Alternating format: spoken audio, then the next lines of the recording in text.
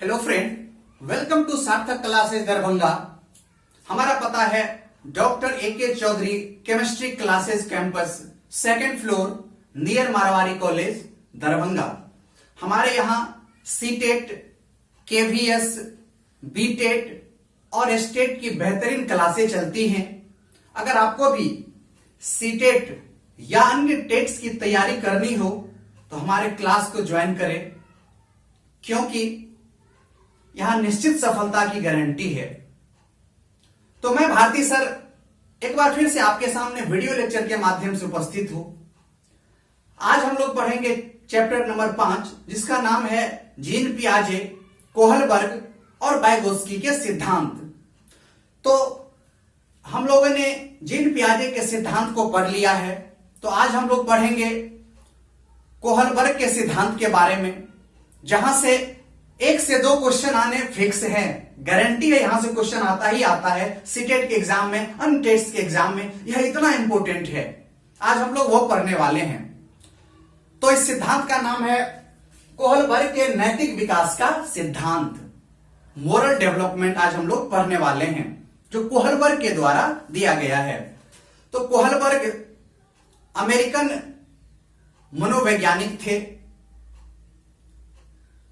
बात उस समय की है, यूरोप की एक महिला थी जिसके पति का नाम था हिंज। तो हिंज की पत्नी की तबीयत खराब हो जाती है, उसे वह हॉस्पिटल में एडमिट कराते हैं। तो डॉक्टर उन्हें बताते हैं कि एक दवा जिसे रेडियम कहते हैं, अगर वो ला करके तुम दे देते हो तब तुम्हारी पत्नी की जान बच जाएगी, अन्यथा जान बचाना मुश्किल है। तब हिंज पूछते हैं कि वो दवा कहां से मिलेगा, तो उसे प्रॉपर फार्मासिस्ट का एड्रेस देते हैं। अब बोलते हैं चले जाओ, केवल और केवल पूरे यूरोप में अभी इन्हीं के पास दवा बनी है और वो दवा तुम लेकर के आ जाओ, मैं इसे ठीक कर दूंगा। तब हिंज वहां से चला जाता है उस फार्मासिस्ट के पास दवा लाने के लिए। लेकिन जैसे दवा लेने जाता है तो उसकी कीमत जानकर वो हैरान रह जाता है। वह 10 गुने प्राइस में उन्हें बेचना चाहता है। इतने पैसे हिंज के पास नहीं थे। सोचा अब कैसे पत्नी की जान बचाया जाए। हालांकि बहुत सारे पैसे इकट्ठे किए, लोगों से मांगे, फिर भी उतना पैसे का इंतजाम वो नहीं कर पाया। आखिरी में उसके पास एक ही रास्ता बचा, चोरी करने का। और आखिरी में वह उस दुकान को तोड़कर चोरी किया और वो रेडियम का दवा लाकर डॉक्टर को दिए और डॉक्टर ने उनकी पत्नी को दिया, तब जाकर के वो ठीक हुई। तो यहां से शुरुआत होती है नैतिकता की। अब कोहलबर्ग के दिमाग में बात बहुत सारी चलने लगी कि क्या ये सही है, क्या ये गलत है। तो इस तरह की बातें उन्होंने बच्चों के सामने रखी, बच्चों से साक्षात्कार किए, इंटरव्यू किए, और केवल 1-2 दिन, 3 दिन, 4 दिन नहीं, पूरे 20 वर्षों तक, पूरे 20 वर्षों के अध्ययन तक उन्होंने ये करते गया और बच्चों से वही सवाल पूछते गए जब तक कि वो बड़े ना हुए। तब तक वो क्वेश्चन पूछते गए और हर स्टेज में उन बच्चों का अलग अलग आंसर आया। तो क्वेश्चन क्या थे, पहले इसको समझते हैं। क्वेश्चन पहला यह था कि क्या हिंज को वो दवा चुरा लेनी चाहिए थी। क्वेश्चन नंबर 2, क्या चोरी करना सही है या गलत, क्यों। तीसरा, क्या एक पति का कर्तव्य है कि अपनी पत्नी की जान बचाने के लिए वो दवा की चोरी करे।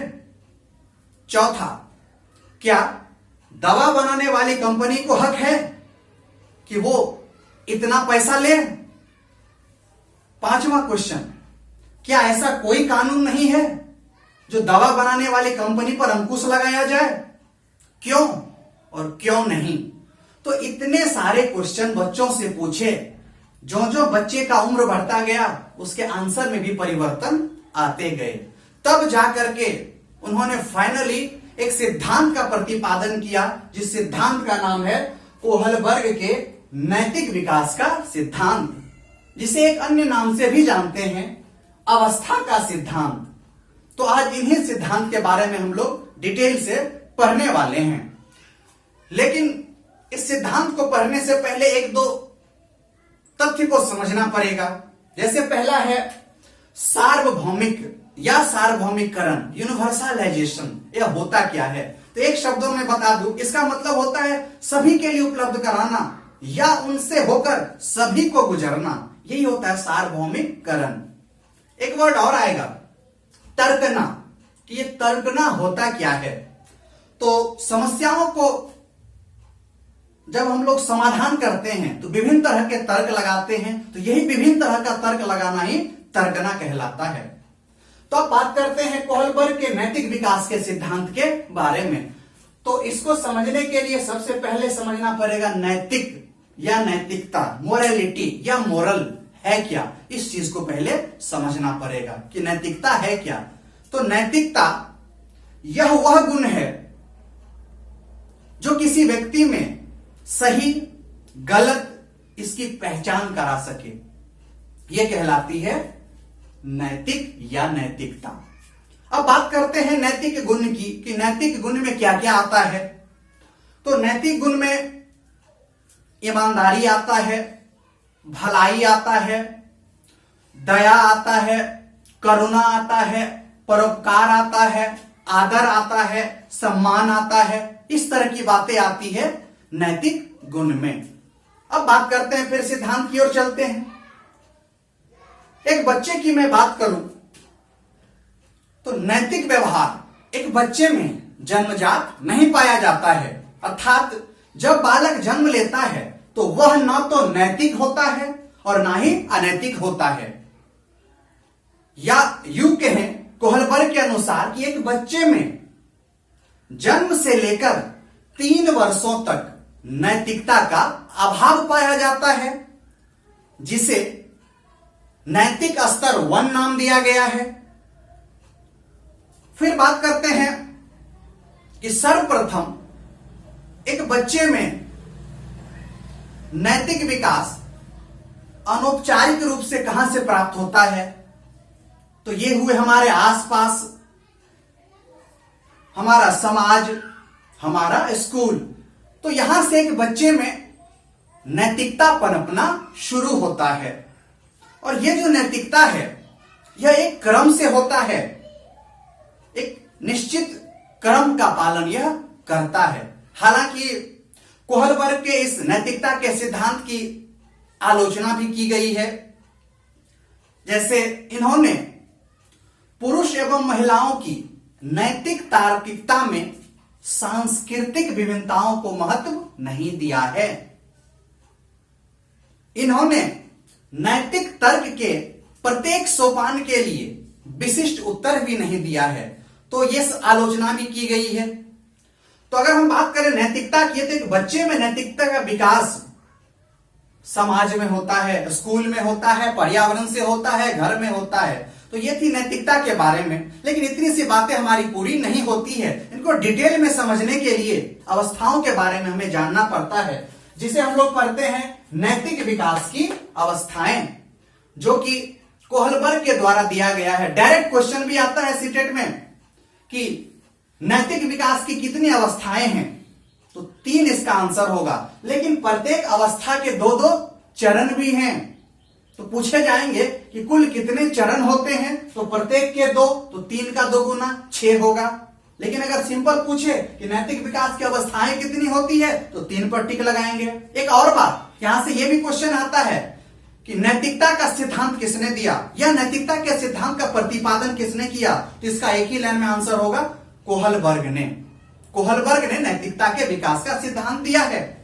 या क्वेश्चन पलट के भी पूछ सकता है कि कोहलबर्ग के द्वारा दिया गया निम्न में से कौन सा सिद्धांत है, तो उसका आंसर क्या होगा, नैतिकता का सिद्धांत या अवस्था का सिद्धांत। तो ऐसे भी प्रश्न पूछे जाते हैं। तो 1 बाय 1 अब पढ़ते हैं। जैसे सबसे पहला है पूर्व परंपरागत, जिसका एक नाम और भी है पूर्व रूढ़िगत या पूर्व नैतिक स्तर की अवस्था, जो 4 वर्ष से 10 वर्ष की होती है। हालांकि हमें पता है कि जन्म से लेकर के 3 वर्षों तक कोहलबर्ग के अनुसार एक बच्चे में नैतिकता का अभाव होता है। फिर दूसरा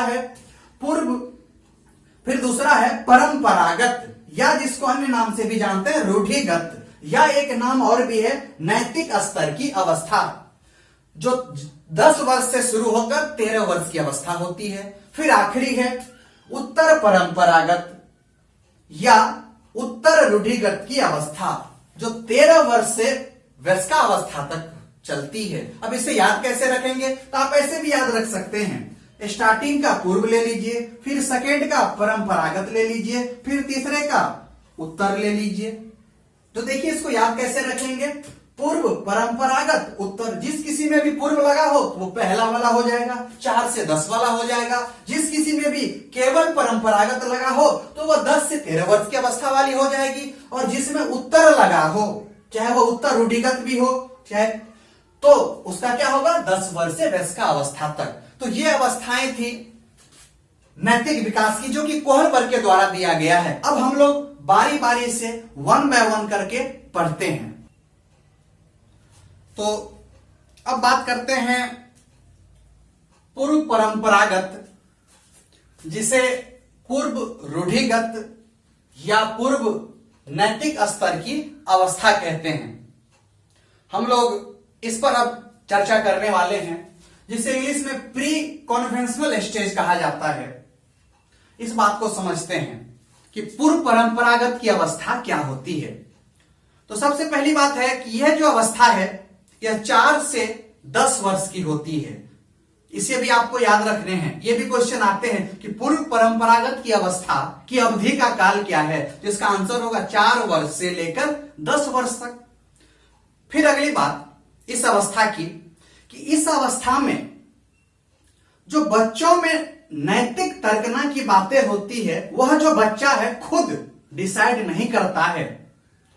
नैतिक तर्कना जो है उसका जो मानक है वो बड़े लोग डिसाइड करते हैं। जैसे उसके मम्मी और पापा हुए। एक बच्चे को कहाँ एडमिशन लेना है, किस स्कूल में पढ़ना है, किस तरह से पढ़ना है, क्या क्या चाहिए पढ़ने के लिए, सारी व्यवस्थाएं उस बच्चे के हित के लिए उनके गार्जियंस, उनके मम्मी पापा करते हैं। अर्थात जो मानक होता है, जो स्टैंडर्ड होता है, वह तय करते हैं बुजुर्ग लोग, बच्चे के द्वारा तय नहीं किया जाता है। क्यों? क्योंकि बच्चों में अभी क्या है, नैतिक तर्कना का उतना विकास नहीं हुआ है, मैच्योरिटी अभी बच्चों में नहीं है। तो नैतिक तर्कना दूसरे लोगों के मानकों से निर्धारित होती है। फिर अगली बात कि इस उम्र में जो बच्चा होता है वह केवल अपने बारे में सोचता है, जिसे आत्म केंद्रित कहते हैं। तो यह भी गुण पाया जाता है पूर्व परंपरागत की अवस्था में। और इस अवस्था के 2 चरण हैं। जैसे पहला ए में है आज्ञा एवं दंड की अवस्था, जिसे इंग्लिश में stage of order and punishment बोलते हैं। फिर दूसरा है अहंकार की अवस्था, स्टेज ऑफ ईगो। तो ये 2 चरण हैं किसके, पूर्व परंपरागत के। उपचरण भी बोल सकते हैं। तो बारी बारी से हमें दोनों पढ़ना है। तो सबसे पहले पढ़ते हैं आज्ञा एवं दंड की अवस्था क्या होती है। तो इस अवस्था में होता क्या है कि एक बच्चा व्यवहार दंड से बचने के लिए बड़ों की आज्ञा का पालन करते हैं। अर्थात अगर कोई भी बड़े लोग हैं, अगर पुरस्कार देता है, कोई काम करता है तो बच्चा वो काम करना पसंद करता है। लेकिन जिसमें अगर उसको दंड दिया जाता है, बच्चा वो काम करना पसंद नहीं करता है। तो ये बातें होती है आज्ञा एवं दंड की अवस्था में। फिर अगली बात है अहंकार की अवस्था। इस अवस्था में एक बालकों में अहंकार भरा हुआ रहता है। हालांकि अवस्था वही है, एक बच्चे में अहंकार की भावना होती है। अगर उसका कोई उद्देश्य, कोई लक्ष्य झूठ बोलकर पूरा हो या चोरी करके पूरा हो, तो वह बालक वो काम करता है। वो ये इस अवस्था की खासियत है। इस अवस्था में बालकों का जो व्यवहार होता है वह स्वयं की इच्छा पूरी करने लायक होता है, या स्वयं की इच्छा पूरी करने के लिए होता है। तो ये अहंकार की अवस्था कहलाती है। आइए इस पर एक क्वेश्चन भी करते हैं, जो कि जस्ट अभी सीटेट में पूछा गया क्वेश्चन है, काफी बेहतरीन क्वेश्चन है। तो एक क्वेश्चन के माध्यम से पूर्व परंपरागत की अवस्था को समझते हैं। यह क्वेश्चन सीटेट जुलाई 2019 का पूछा गया है, पेपर 1 का क्वेश्चन है।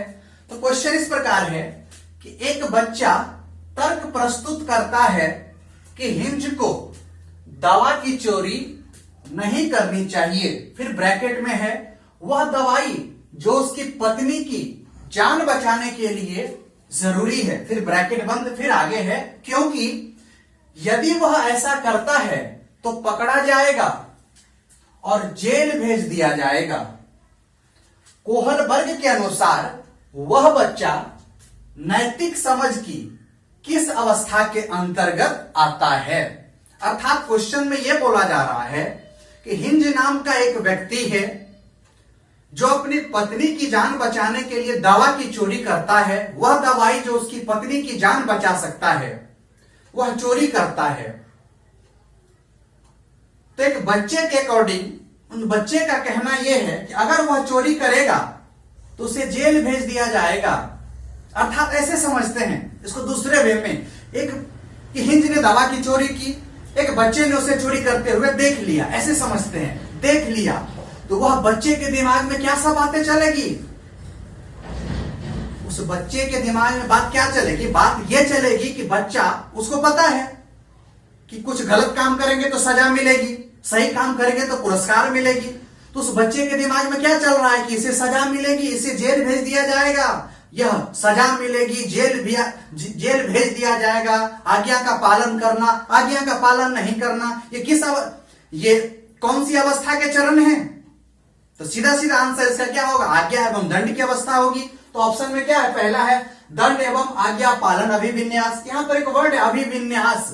अभिविन्यास जो किसी डेट में अक्सर देखने को मिलता है। अभिविन्यास मतलब ओरिएंटेशन, मतलब की ओर, उसकी तरफ, इसका मतलब ये होता है। तो पहला ऑप्शन है दंड एवं आज्ञा पालन अभिविन्यास। तो हमारा ऑप्शन पहला ही राइट ऑप्शन होगा। तो इसी तरह के क्वेश्चन पूछे जाते हैं, काफी इजी क्वेश्चन होते हैं, बस हमें दिमाग लगाना पड़ता है। थोड़ा सा कंसेप्ट चाहिए, थोड़ा सा दिमाग चाहिए, एक ही बार में टारगेट को हिट कर दीजिए। इसी तरह के क्वेश्चन रहते हैं। अब बात करते हैं दूसरी अवस्था की, जिसका नाम है परंपरागत या रूढ़िगत या नैतिक स्तर की अवस्था। ये सब का मीनिंग एक ही है, इसके बारे में हम लोग चर्चा करेंगे। तो इस अवस्था की जो अवधि होती है परंपरागत की, पहले समझते हैं परंपरागत के बारे में कि परंपरागत होता क्या है। देखिए, परंपरागत मतलब कॉन्वेंशनल, जो वर्षों से चलते आ रहा है उसे एक्सेप्ट कर निभाना, वही होता है परंपरा, वही होता है परंपरागत। तो इस अवस्था की जो अवधि होती है वह 10 वर्ष से लेकर 13 वर्ष की होती है। अगर हम बात करें पूर्व परंपरागत की और उसके साथ इसकी तुलना करें एक बच्चे की, तो अब उनका मैच्योरिटी लेवल वो बढ़ गया है, तार्किक क्षमता बढ़ गया है, नैतिकता भी थोड़ी सी ज्यादा हो गई है। तो इस अवस्था की खासियत यह होती है कि इस अवस्था में बच्चा अपने समाज, अपने परिवार में जो प्रचलित नियम है, कानून है, मानक है, जो स्टैंडर्ड है, उन्हें एक्सेप्ट करता है, उन्हें स्वीकार करता है और उन्हें पालन करता है। तो यह अवस्था कहलाती है परंपरागत की अवस्था। और इस अवस्था के भी 2 चरण हैं। सबसे पहला ए में प्रशंसा की अवस्था, जिसको इंग्लिश में स्टेज ऑफ एप्रिसिएशन कहते हैं। दूसरा है बी में सामाजिक व्यवस्था के प्रति सम्मान की अवस्था, जिसको इंग्लिश में stage of respect for social system कहते हैं। तो ये 2 चरण हैं परंपरागत अवस्था के, इन्हें भी बारी बारी से समझते हैं। तो सबसे पहले समझने का प्रयास करते हैं प्रशंसा की अवस्था को कि ये क्या है। एक्चुअल में इस अवस्था में एक बालक में, या यूं कहें कि एक लड़की में चाहे एक लड़का में अच्छा बनने की चाहत होती है। एक अच्छा लड़का, एक अच्छी लड़की बनकर सम्मान पाने की और सम्मान देने की भावना का विकास होता है। या यूं कहे कि यहां पर न्यूटन 3rd लॉ काम करता है। जिस तरह की भावना का विकास होगा उसी तरह व्यक्त करेगा, सामने वाले से सीखेगा वैसा ही रिएक्शन देगा।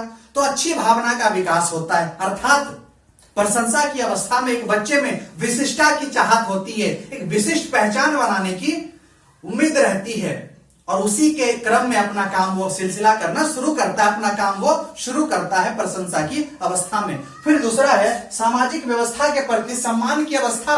इस अवस्था में देखिए क्या होता है, इस अवस्था में एक बच्चा जो होता है वह सामाजिक आदेश, कानून, न्याय इत्यादि को समझने लगता है। अतः उनके समाज में जो भी उस नियम के विरुद्ध कार्य है, वह कार्य वह नहीं करता है, वह नहीं करना चाहता है। क्यों? क्योंकि उसे वह अनैतिक कहता है, क्योंकि वह उसके समाज के द्वारा यह परंपरा नहीं है, वह गलत नहीं कर सकता है। तो यह अवधारणा उसके अंदर अब बैठ जाती है। तो यह मैच्योरिटी होने के कारण हुआ। अब बात करते हैं तीसरी अवस्था की। अब बात करते हैं तीसरे की। तो तीसरा है उत्तर परंपरागत, जिसे उत्तर रूढ़िगत की अवस्था भी कहते हैं। इंग्लिश में इसे पोस्ट कन्वेंशनल स्टेज कहा जाता है। इसकी जो अवधि होती है वह 13 वर्ष से लेकर वयस्का अवस्था तक होती है, जिसे उत्तर परंपरागत की अवस्था में रखा गया है। इस अवस्था में एक बच्चे के बारे में अगर मैं बात करूं तो एक बच्चा जो उसके समाज में जो प्रचलित नियम है, कानून है, केवल उतना ही नहीं सोचता है बल्कि उससे ऊपर उठकर सोचता है। अर्थात उसके समाज में जो कमी है उस कमी को वह दूर करना चाहता है, बुराइयों को हटाना चाहता है, अच्छाइयों को लाना चाहता है। तो एक नियम से ऊपर उठ करके बच्चा सोचने लगता है। यह कब होती है? जब बच्चा उत्तर परंपरागत अवस्था को प्राप्त करता है, तब होती है। और इस अवस्था के भी 2 चरण हैं। तो पहला है ए में सामाजिक समझौते की अवस्था, जिसे एक अन्य नाम से और भी जानते हैं, सामाजिक अनुबंध अभिमुखता। यह हुआ पहला चरण। और दूसरा है सार्वभौमिक या सार्वत्रिक नीतिपरक सिद्धांत, जिसे यूनिवर्सलाइजेशन इथिकल प्रिंसिपल कहते हैं। तो ये 2 चरण है उत्तर परंपरागत अवस्था की। हालांकि हर एक अवस्था के 2-2 चरण हैं। इस अवस्था के भी 2 चरण हुए। तो अब समझते हैं सबसे पहला सामाजिक समझौते की अवस्था। इस चरण को समझते हैं कि है क्या। इस चरण में बच्चा जो है वह केवल उन्हीं नियम, उन्हीं कानून, उन्हीं सिद्धांतों को सही मानते हैं जो संवैधानिक रूप से सही हो। अर्थात जो संविधान बना गया है उसी के अकॉर्डिंग वो चलना पसंद करता है, करना पसंद करता है, जो संवैधानिक रूप से सही हो। अगर उसके विरुद्ध कोई काम हो तो वह नहीं करता है। तो यह बात होती है सामाजिक समझौते की अवस्था में। अब बात करते हैं चरण नंबर 2, जिसको बी बोलते हैं, सार्वत्रिक नीतिपरक सिद्धांत। इस सिद्धांत को भी समझते हैं।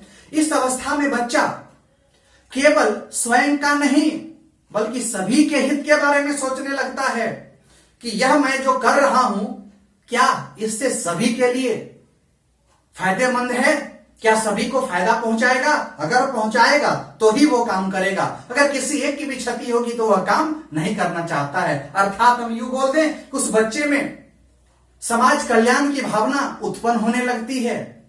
तो ये हुआ क्यों? क्योंकि धीरे धीरे उस बच्चे की उम्र बढ़ने लगी है। बच्चा 13 वर्ष या ऐसे ऊपर की अवस्था में है, मैच्योर हो गया है बच्चा। अब बच्चा सेल्फ डिसीजन लेने लायक हो गया है, नैतिक तर्कना का विकास हो गया है। अगर मैं प्रीवियस की बात करूं, अगर हिंज वाले की मैं फिर से बात करूं कि हिंज ने वो दवा चोरी की, अगर पूछा जाए उत्तर परंपरागत की अवस्था वाले बच्चों से, 13 वर्ष या उससे ऊपर के बच्चों से, तो क्या उन्होंने हिंज ने सही किया अपनी पत्नी के लिए जो दवा चुराया था? तो इस अवस्था में बच्चे का आंसर क्या होना चाहिए कि दवा तो चोरी किया, वो तो इथिकल ठीक है, लेकिन चोरी करना गुनाह है, अतः इस जुर्म की सजा उन्हें मिलनी चाहिए, इस दंड की सजा इन्हें मिलनी चाहिए। तो यह था हमारा आज का लेक्चर, कोहलबर्ग के नैतिक विकास का सिद्धांत, जिसे अवस्था का सिद्धांत के नाम से भी हम लोग जानते हैं। कम शब्दों में अधिक बात कहने का हमने प्रयास किया है। इसी तरह आप हमारे वीडियो को लाइक करें, शेयर करें, अपने उन मित्रों तक पहुंचाएं जो सीटेट का प्रिपरेशन कर रहा हो, और हमारे हौसला को बढ़ाएं, अफजाई करें, इंकरेज करें हमें। और भी आपके सामने नए वीडियो आएंगे।